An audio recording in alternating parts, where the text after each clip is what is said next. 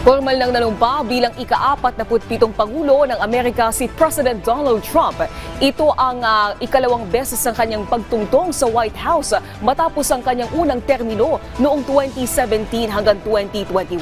Sa kanyang pag-upo kabilang sa nakatakda niyang lagdaan ang two-gender policy. Si Gab Villegas ng PTV sa Balitang Pambansa. Opisyal lang nanumpa si Donald Trump para sa kanyang ikalawang termino bilang Pangulo ng Estados Unidos. Pinangunahan ni US Supreme Court Chief Justice John Roberts ang panunumpa kay Trump na ginanap sa US Capitol Rotunda sa Washington, D.C.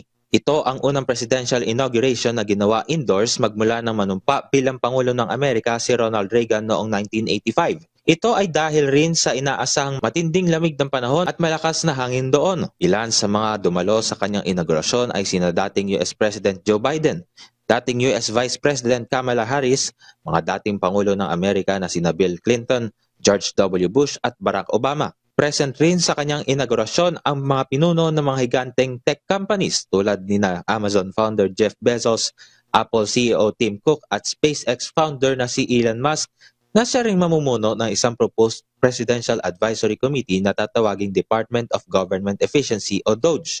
Sinimula ni Trump ang kanyang inaugural speech sa pagbibigay ng pangako ng Golden Age ng Amerika, kung saan sinabi nito na siya ay magiging isang peacemaker at unifier. During every single day of the Trump administration, I will very simply put America first.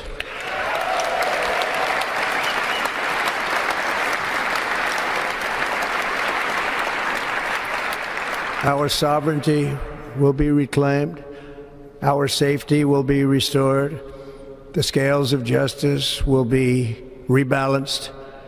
The vicious, violent, and unfair weaponization of the Justice Department and our government will end.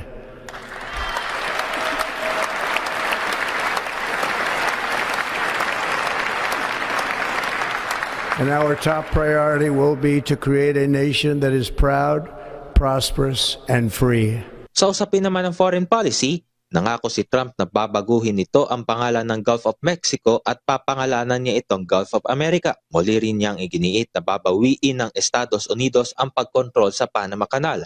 Ito ay dahil umano sa labis-labis na paniningil ng Panama sa mga barko ng Amerika kung saan ito ay paglabag sa Torrijos-Carter Treaty. Dose-dosena ring executive orders ang nakatakdang lagdaan ni President Trump ngayong araw, tulad ng pagdedeklara ng national emergency sa US-Mexico border, pag-atras ng Amerika mula sa Paris Climate Agreement, pagtatatag ng External Revenue Service na siyang lilikom sa mga buwis at taripa na makokolekta mula sa foreign sources.